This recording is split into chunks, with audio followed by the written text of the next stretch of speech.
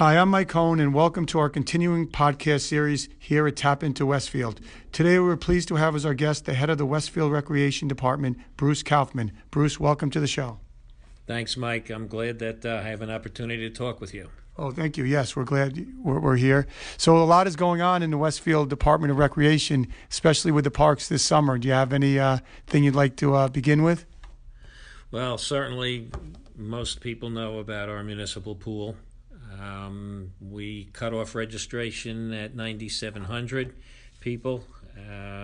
We do that so that our pool patrons know that there has not had to be a time that we've had to close the pool down because of overcrowding, and that our members are always have the ability to bring in guests, as many as they want, from wherever they want to bring them in from. So this was the first year that there wasn't a waiting list, is that correct? But you got to the number you wanted to get to? That's correct. We were able to take everybody off the waiting list, and we were able to open it up. It is a Green Acres facility, which means that once we exhaust all of the opportunities from our residents, that we do have the ability to open it up to anybody else that lives in the state of New Jersey. This has not happened in the past 16 years. So there have always been people from Fanwood and Scotch Plains that have always asked to see if they could be put on the waiting list.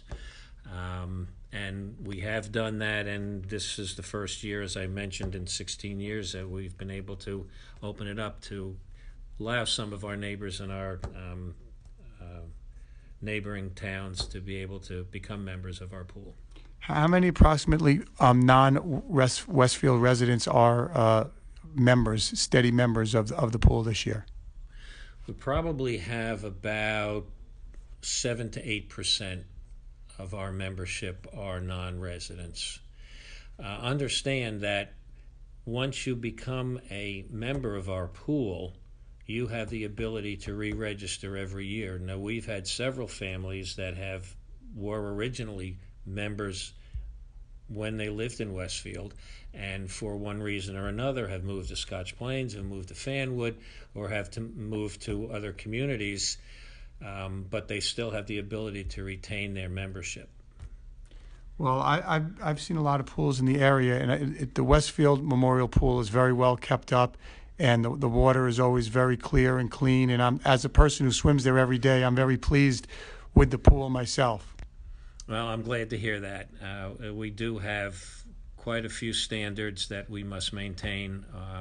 The water quality and the chemicals and anything else that may be lurking in the waters always has to be tested by a state-certified facility. We have that tested once a week, and we do take water quality testings at our pool every 2 hours. Well, yes, it's very. And despite it being very busy, the water and the pool is very well maintained. That seems to be a very big job. It is. We have a full-time pool tech, and when I say full-time, that is a 12-month-a-year job, and that is the responsibility. One of his responsibilities is to making sure that all the filtration systems working properly. All the sanitizing systems are working properly. We do require our guards to take on other responsibilities aside from just being guards and watching for the safety in the water, but also in first aid, also maintaining the cleanliness of the facility. Of all the parks that you have in Westfield and the Memorial Park where the pool is located, is that like your flagship park, the one where you give the most amount of time to and funding towards? There are probably 3 that I would think of right off the top. First, obviously Memorial Park, because of the pool, and it does have the 3 other softball fields there and our 6 tennis courts. But probably the largest park that we have in Westfield would be Tamaneka. Tamaneka Park has 6 ball fields. It's used for soccer, it's used for rugby. We have 8 tennis courts there. We have a storage building with bathrooms. There's a picnic grove, and there a pond. We run our summer playground program for our teens out of the cabin at Tamaneka. And then there's extensive paths through the woods. The other park, obviously, would be right here where our municipal building is. That's the Mindawaskan Park, which has our pond. Hopefully we will be able to have skating this coming winter. There's been quite a lot of renovations done to it. We're getting ready to celebrate the 200th anniversary. So there will be some additional upgrades that will be happening at our park here right by the municipal building. Well, before I definitely want to talk about Tamaneka Park and the status of it and the possible renovations that I believe are coming down the road. But before, I just want to finish with the pool. As we know, last year, the general public is aware there was an incident in the pool last year, involving a girl. I just want to know if there's anything from the recreation department that you've taken in as a result of that learning experience, or use that to go forward. Well, first of all, we're all very thankful that the result of the incident is that the girl is back in school, and all indications are that the incident has had no permanent effect. We do consistently train our guards to make sure that they are aware of situations. We're very thankful for the other people that have come forth to help us, especially during that rescue.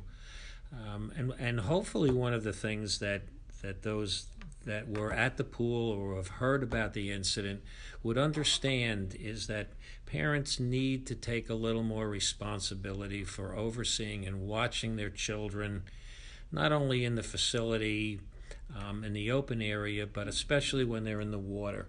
They have the ability to watch one particular person, their own child or their children, 2, 3, however many they have. When a lifeguard's responsibility is to try to observe what is happening over a larger area of water, taking into considering a lot more individuals. And then again, we do have consistent training, not only with the scanning process, but with AED certifications, with mouth-to-mouth resuscitation, and emergency procedures. So what is the role? Let's just talk about the parents, for example, and age. After a certain age, when a child is maybe 12 or 13 or 10 years old, I would say probably the kid swims a little more independently. The parents don't have to watch them as closely. But at what age should the parents absolutely continue to watch their child in the pool? Like, basically, what is the parent's role in relation to the lifeguard's role? A good point, Mike. An age, I wouldn't say that age is the factor. I would say it's more a case of the parents understanding their child's ability in the water. We don't allow any children with diapers in our main pool because of, obviously, the possibilities of some accidents happening. And again, it would be the parents' understanding of what their children or their child's ability is in the water and how they are able to handle situations. Our lifeguards are there to assist when there happens to be an emergency or a potential emergency. We do try to eliminate the emergencies by when the lifeguard happens to see a child that may be struggling or all of a sudden may be acting slightly different in the water than they were a few minutes ago, that they would put the emergency procedures into action. Okay, so it's really the parent's role to know the child's level of swimming ability and to make sure that they are safe in the water, and then the lifeguard is a support system along with that. Yes, that's absolutely correct. And I think that's, if you take a look at the way our swim lessons are structured, there are many times that the parents aren't 100% sure of what the capability of their children are, so we make sure that they would go into a level that was a lot more instructional. And then as the swim lessons go along, if they were to be moved up, we certainly have the ability to do that. Okay, let's go back to Tamaneka Park now. Tamaneka Park is a huge, really beautiful park, but from driving around there and spending time with my children there, it does appear that there need to be some renovations to Tamaneka Park. Very true. There have not been major renovations to the park in many, many, many years. We have taken care of the tennis courts. They've been, since I've been here for the 16 years, they've been redone twice. They've actually been, the size of the courts have been expanded to meet the standards today, which are different standards than when they were originally constructed. The mini master plan that we are developing now will include additional parking, will include the hopefully the possibility of an additional synthetic turf field that will be usable for many sports, to increase the size of the building, the permanent building that is by the tennis courts, to accommodate an all-purpose room. It'll be a 2-story facility, an all-purpose room upstairs, much more storage for our in-house sports organizations that use the park, upgrade in the bathrooms. So those are some of the things that we're looking at in our mini master plan for the park, and we are hopeful that ground can be broken on some part of the master plan during 2018. And what about the basketball courts? That area, the basketball courts look like they need to be fixed up as well. The basketball courts would actually get moved to a different location, and the area that the basketball courts now would be changed into more parking for the facility. This is just wishful thinking, since I actually live close to Tamaneka Park. Is there any chance for like a pool there? No. That's not something that's being considered for the master plan. Has anyone brought that up other than me? Because it seems like there's an area for a pool there. No, Mike, you're the only one that said that. So, like we tell everybody that brings forth some thoughts and ideas, we'll take it under consideration. The other one, when you said you were going to build a building, is there any chance for like an indoor gym or tennis courts, indoor tennis courts, or that's another one that's alongside the pool suggestion? To have a building that size would impact the other athletic areas that we have. That the building could not be as big to have indoor tennis courts. When I say an all-purpose room, it probably, the size of it would not be big enough than you would want to have for a facility that has a concrete floor. The reason I know, we're joking about the pool, but the reason I ask, because I see there's a camp there, and I know there's a lot of, you do day camps for the summer, and it just seems like Tamaneka is a really nice place, like a nice campground, and you could really do a lot with that park. One of the things that we do need to take into consideration, and we need to balance between structured sports activities and the ability for people to just go to a park where it could be somewhat passive. We don't want to, constantly take down the trees. We don't want to make the roadway a 4-lane road. So, it's a balance. And Tamaneka Park, to be considered as a park rather than Tamaneka Sports Complex. Oh, I see. That's interesting. So you want it to be usable for everybody for different purposes, not just a sports complex, not just a camp. You want it to be a multi-purpose park. Oh, absolutely. If you go there during the day, we've got hundreds of people that walk. We've got small groups that come and exercise.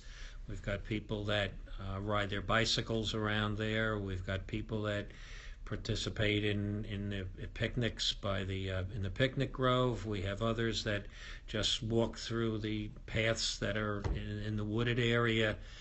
Um, we've got little children that go and fish in the pond.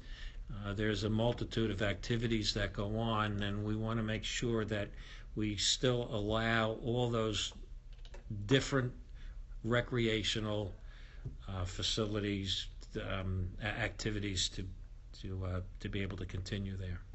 And let's move on to some other parks. Anything else going on in the other parks that are of note? Any renovations or anything special? No, probably not. Brightwood Park is one of our passive parks. It does have a pond up there. We try to keep that as naturally as possible. Clark Park, again, we try not to have any organized sports activities, just a place that people in the neighborhood could go and have a catch with their child or kick the ball around. We do have Houlihan and Sidfay Field, which are two of our synthetic turf fields which are lit. We just had the turf replaced 2 years ago, so we're good for probably another 12, 15 years. Sycamore, highly used area, mostly for soccer. Does need some consideration because it is just beat constantly. There's just grass is grown by the inch and destroyed by the foot, if you can get that. Windsor Park is a small neighborhood park that we try to keep up. We have basketball courts there. They've got a small playground.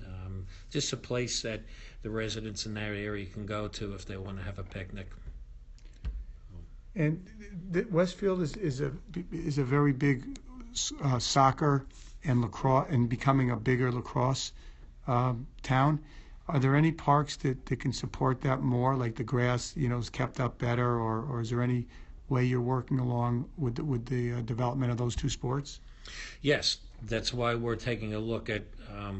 We certainly want to have a synthetic turf field put at Tamaneka Park and lined for multiple sports, and hopefully that once that happens, rather than increasing the number of programs that these sports organizations have and increasing the age from lower ages to older ages, that the sports organizations maintain what they have now, and then we'll be able to take out of play Sycamore during a season to regenerate the grass, take an area out of Memorial Park to regenerate. An area out of Gumpert. One of the parks, I'm sorry, I forgot to mention, is Gumpert. The town and the baseball organization have been putting quite a lot of money into that to help maintain the facility, upgrade it, and it's looking a lot better than it has in previous years. How about lights? Will you be able to have lights at the Tamaneka field?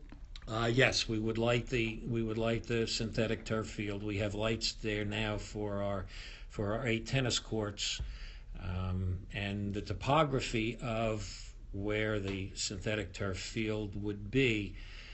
We feel that the lights to light that area there would not impact anybody in the New England Dixon Drive area whatsoever. And okay, this is going to be the spring of 2018 coming up. When would you project? Is there a projection when that synthetic turf field would be ready? No, we're working not only with the Recreation Commission for finalizing plans, working with our architect John Bell from Amy Green, environmental consultants, but also working with the town council and working with the finance committee, and again working with the capital plan for 2018. We will be meeting periodically over the next couple of months to see how everything's going to shake out. And again, it comes down to money, pretty much. Well, that would be really exciting to have the turf field with lights. And one other thing I've noticed is there's new bleachers popping up all over Westfield in the parks. Can you tell me about that? Yes, we were able to get a grant from the Union County Trust Fund to help partially pay for replacing all of our bleachers. There are, the American with Disabilities Act requires certain restrictions for bleacher certifications. Our bleachers were no longer in compliance, and we were able to utilize that information along with the field user fees and money from the Union County Trust Fund to be able to replace all of the bleachers in town at once. Well, the bleachers, not only do they look more comfortable, but they look safer. Looks like there's some railings and certain protective screens for the people who are watching games. Yes, that is correct. And the CPSI playground inspection certifications, the Americans with Disabilities Act, several federal organizations have come together to make standards for bleachers, and it was just in everybody's best interest to make sure that we were in compliance. Okay, we're wrapping up the interview. We haven't, I know it's the end of the interview, but we haven't talked much about yourself. You're a native of Livingston? Well, correct. I was born in the Brooklyn Hospital, lived in Forest Hills till I was 6, moved to Livingston, went through the Livingston school system, and started my professional career in Livingston. I was there for 19 years. I moved from Livingston professionally to Summit. I was there for 9 years, and for the past 16 years I've been here in Westfield. And when you first, you went to college in West Virginia, correct? Yes, Davis and Elkins College, very small Presbyterian college in the heart of coal country, and learned quite a bit about dealing with very unique situations being in that part of West Virginia. Did you play in Livingston High School? Did you play sports?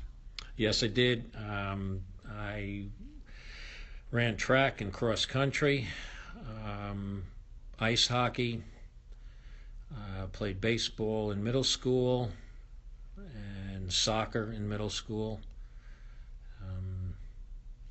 That was all the time I had to do. And you knew you wanted to work, and you went to school to be a teacher? Yes, I graduated with a degree to be able to teach health and physical education K through 12. However, as time went on and I was unable to secure a teaching position, there was the recreation position that opened up in Livingston when I was there, and that's how my career changed from being a health and physical education teacher to being a recreation director. And you've been doing this for a long time now. How many years total have you been in the recreation business? 45.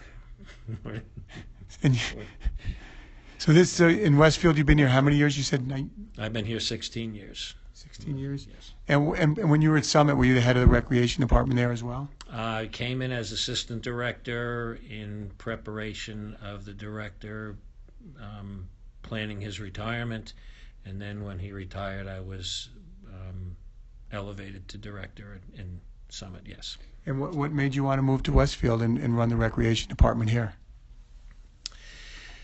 I think that there was a little better opportunity for me here.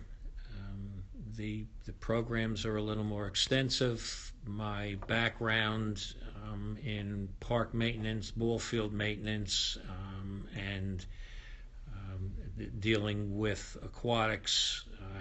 Had more of an opportunity here in Westfield. And oddly enough, in 1974, I was interviewed here by Ruth Hill to see if I wanted to be the playground supervisor during the day, be the pool manager in the afternoon during the summer, and at the end of the summer there was the hope that there would be a full-time position that I would be able to step into. Obviously that didn't happen back then, but it's very interesting that I would end my career in one of the places that I was offered a job, at the beginning of my career. And in your tenure here, what are you most proud of that you've done? What do you think your biggest accomplishments have been and the biggest impact you've made here in Westfield? Probably two things. Number one, being able to maintain the integrity of our pool, and the advancement of the synthetic turf field that we have with lights at Houlihan and Sid Fay.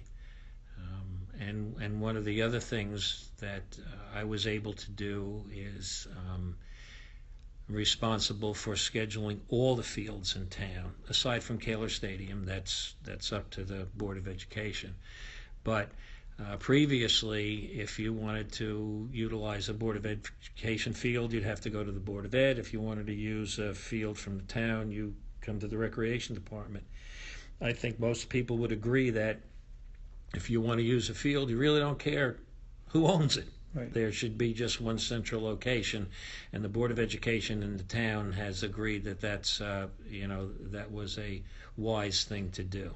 And one of the other things that we've been able to do over the past several years is provide senior transportation that had originally been done by the American Red Cross. They gave it up several years ago. We were asked if this could happen in the Recreation Department, and I had dealt with this when I was in Livingston. So the answer was, sure, we can handle that. And we also operate the senior handyman program for the summertime out of our office too. So those are some of the accomplishments that have happened over the last 16 years that I hope our citizens, residents in Westfield have felt have helped them and is an advantage to them. And lastly, what do you look forward to in the future? I know Tamaneka Park is one thing. I know you want to keep the pool running as well as it's been, but is there anything else or you want to comment on that? Well, as you know, my last day on the job will be October the 1st. And having said that, we have a fantastic staff here. Obviously, our pool tech, Paul Checchio, does an excellent job. Tracy Kastner, our programmer, has incredible programs and is constantly looking to increase programs and keep a pulse on the town. We have a new aquatics supervisor, Heather Ray, who comes with aquatics background, who will be able to maintain and continue to take the pool to be a shining spot in the town. And the new director will come in with some ideas and thoughts of his own and with tremendous energy. It's just positive after positive after positive. Okay, well, thank you very much, and we hope you enjoyed being on the show today. Thank you. I appreciate the ability. Okay.